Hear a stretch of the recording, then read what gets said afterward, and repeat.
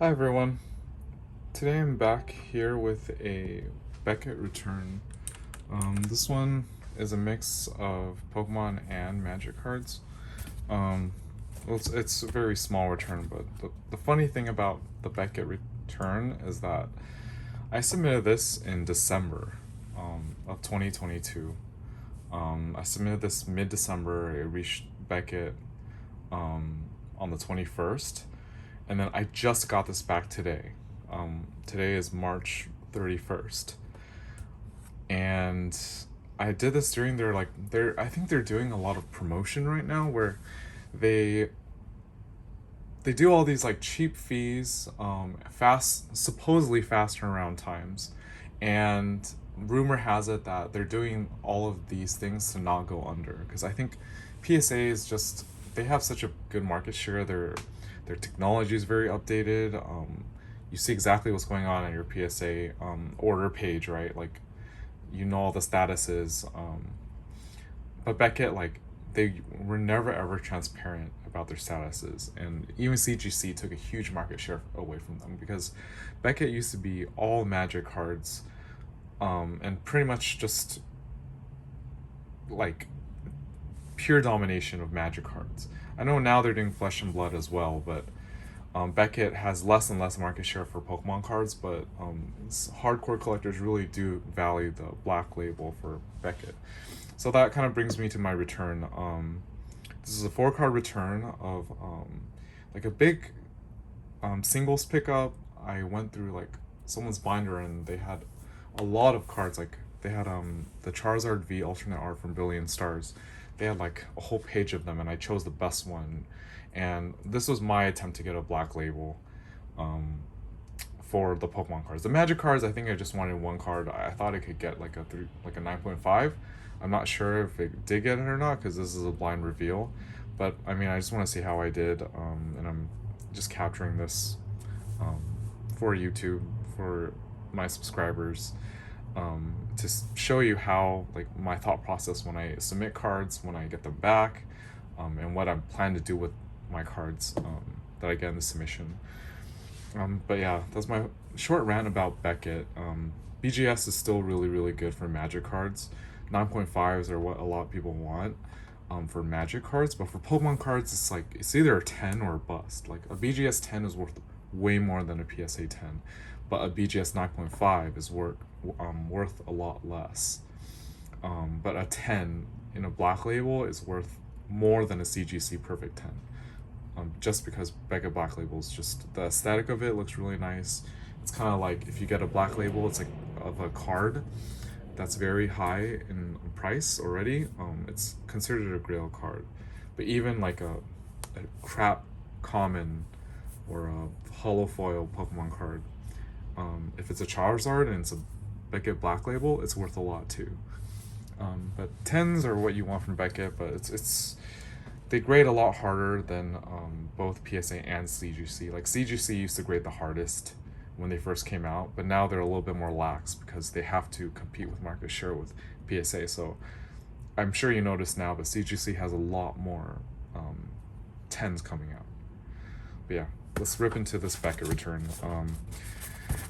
The story about this one is that it's like Beckett is really, really weird.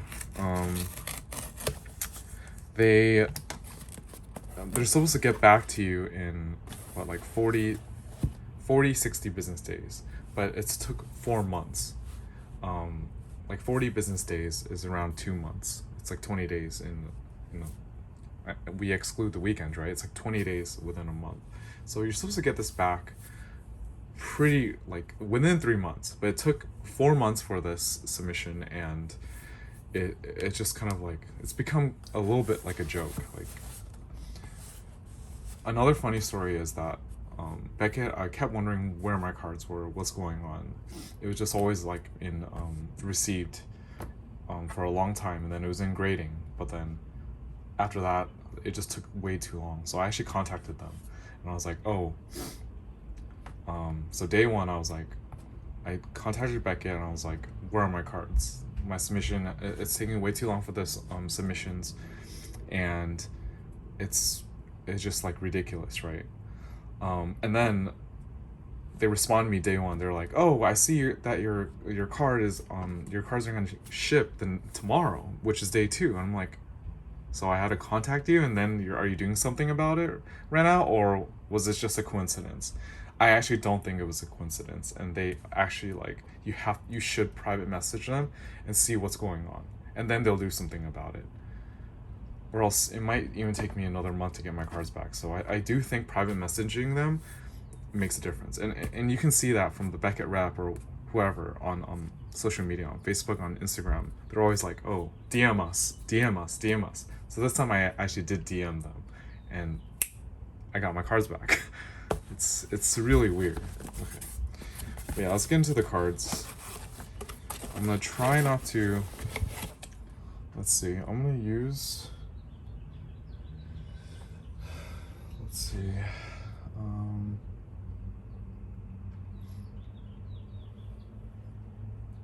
I'm gonna use a sleeve just to hide the grade, because with Beckett you can see.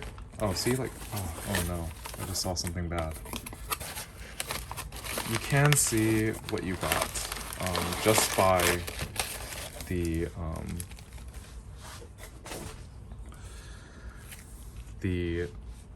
tag that it has. So in order to make this a real, truly blind, I'm not gonna look, but let's see. Okay, it's all separated. Okay, I think I already saw the first one, so let's do this one first, and then, okay, I'm actually not looking at it just so it's like blind. Okay, more packing material and everything. I think I have a slip, but I'll get to that later. Okay, the first card. This one, yeah, this one was the one that we revealed. I'm gonna just cover this one. Cover the next one. Yeah, this one got a silver metal label. This one, it only means that it's an 8.5 or a 9. Anything below that will be a white label, a white paper label. But this is I think my only magic card that I have in this. And you have to cover up the subgrades too. Yeah, this is the Monarch Tutor. I thought it was in very, very good shape. But obviously it's not, since it got like either a 9 or an 8.5. Hopefully it's still a 9. If I take this out, yeah, it has some corner. I thought the corner wear is like factory, so I thought it didn't really matter too much, but apparently it does. Yeah. Hopefully it's a 9. Oh no, it's an 8.5. So edges, surface are okay. The corners and centering, I guess wasn't that great. Yeah, centering wasn't that great. It was kind of like wobbly, but it was like a really beautiful demonic tutor. The thing is, if it's like this, I might just keep it just because it's really old and kind of nice. But it is like one of the most played cards in the format that I play, which is EDH. So I actually have multiple copies, so it's kind of nice to have this in a slab. But yeah, the Beckett slabs I actually think are the best slabs in the industry. They're very like you. It's really hard to even break it, and it's just it feels good in your hands. They're a little fatter, and yeah, they're a little fatter than PSA slabs, but that's what I think about Beckett. So I got 8.5. Okay, next one is a Pokemon card. Oh, okay, I accidentally revealed it a little bit, but yeah, this one is, yeah, ooh, this one is a 9.5 or a 10. Let's see what it is first. Okay, one of my Charizard Vs. Yeah, this one is really good condition. Like, a lot of these, like, I'm like, the only reason why I sent it to Beckett was so I can try to get either a BGS 10 or a black label. Or else I would send it to PSA, because a PSA 10 is still worth more than a BGS 9.5. But yeah, this is one of my favorite cards in the recent set, Brilliant Stars. Yeah, but yeah, let's see what I got. Hoping for a 10, but I might just, yeah, it's a 9.5. Damn. So centering was kind of bad on it.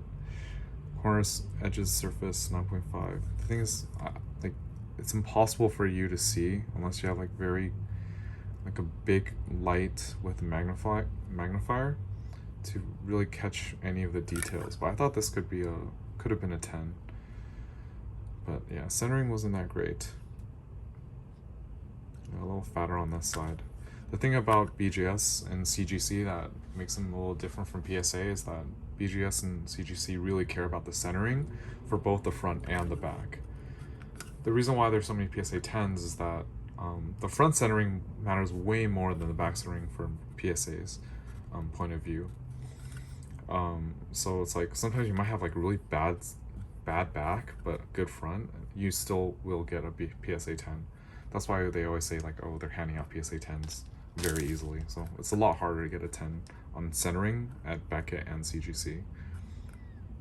Yeah, it's a nice card though. I think one of these I'm actually gonna crack. Oh, okay, I just saw my next one. Okay, at least it's either a 9.5 or a 10. But I will crack one of them out just to submit to be PSA for a 10. Because a 9.5 is worth way less than a 10, so yeah, I'm not gonna crack it out on video, but we'll see, right? Oh, okay, this one's my Lugia V-Star. I had a stack of these and I was like, oh, this is like the best one that I saw. Yeah, hopefully it's a 10, but it could be just a 9.5 too. But this is one of my favorite cards in the newest set, Silver Tempest. Back in the day. The current set is Crown Zenith, and I think today Scarlet Violet just came out. But I don't care for Scarlet and Violet. It's all about the older Pokemon for me. So let's see what I got. Ooh, this is nice. A BGS 10 is worth a good amount, but it's really hard to get the 10 right. It's 0.5 off from a black label, but I think a 10-10 and two 9.5s will still be a 9.5. 3 things have to be 10 in order for it to be a 10. From what I remember, but I could be wrong on that. But yeah, this is nice. This is definitely a keeper. I'm keeping this slabbed here for a really long time. Yeah, this I had a bunch of PSA 10s, sold them off, but a BGS 10 is, it's like later on when the set becomes scarce, this will be a big money card. It's already around $100, like more than $100, I would say. Yeah. Okay, last one. Here's a little slip. Oh no, I already revealed it for me, but yeah, it's definitely a 9.5. I just saw a 9 on the centering, so the 9 on centering means it's a 9.5. It's the highest it can be. It can't be a 10. Yeah, so yep, 9.5. Okay, it has a corner 10 though. Very nice. This one I won't crack. I'll probably just keep it. This one's, I think, better than this one. Yeah. This corner got a 10. Vegas Labs do feel a lot more, like a lot better.